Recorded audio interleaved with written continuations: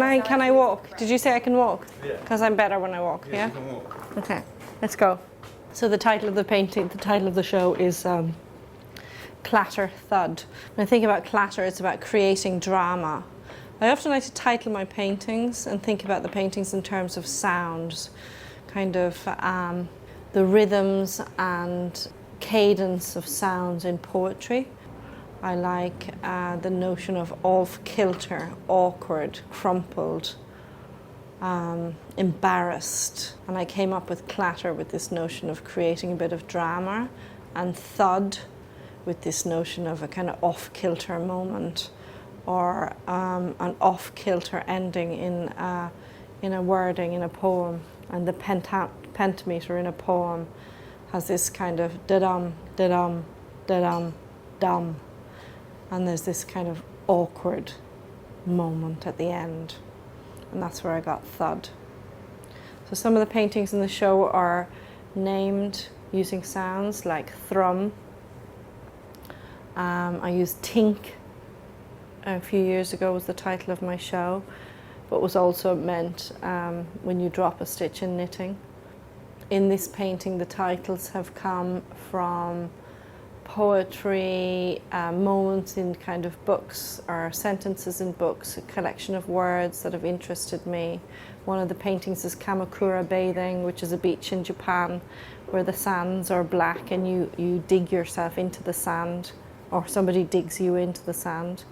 And one of the paintings reminded me of that, so I titled it Kamakura bathing. Another one, Bellies of Beds. There are a lot of the titles are coming from appendages, or the notion of appendages or deconstructed bodies. I have Bellies of Beds, Cliff Face, Skinny Dipper Kerry, which is about me skinny dipping, or me and my friends and family skinny dipping in Kerry. Wrong-footed comes from faux pas in French. I speak French. Pommel equally is a French word. Yeah, that's where the titles come from, and the title of the show. In terms of making the work and how it develops, often the works start from life drawings, or this body of works, the paintings have been developed from life drawings, where in 2019 I did a life drawing residency in the UK in a stately home. I was invited with various other artists to do an intensive week life drawing. And this body of work has kind of developed as a consequence of doing that residency. I'd never really done much life drawing in my kind of career or my education, and I really embraced it during the lockdown, doing life drawing both online and live. And in the last year I've been doing life drawing in a pub upstairs, where it's a drink and draw every Wednesday evening. And sometimes those drawings, I might make 50 to 100 drawings over a 2 to 3 hour period. And some of the quickest drawings and fastest drawings are the drawings that are instrumental in making a painting. And it takes me a few days to absorb which drawings are important ones.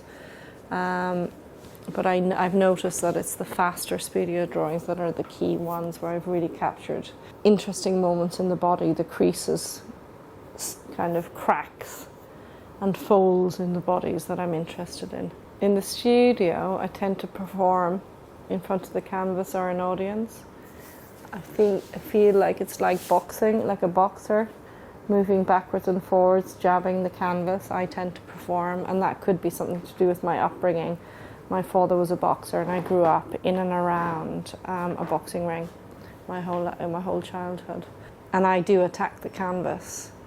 I tend to perform in front of the visitors or assistants working in the studio. The surfaces, some of them are really fast and are developed really quickly, using pastel and drawing very speedily on top of the canvas, but sometimes the paintings can take weeks and months to develop, and there are several layers edited and re-edited and deleted and excavated on the surface.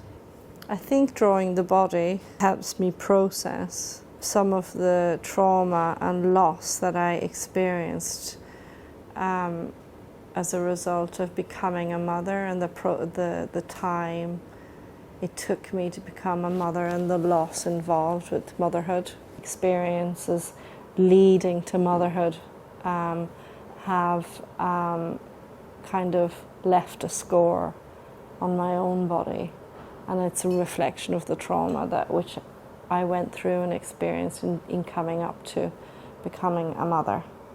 But the colours that I use and the palette I use is very much triumphant. So although some parts of the subject matter might be about pain, loss and entrapment, the colours I use are rather triumphant.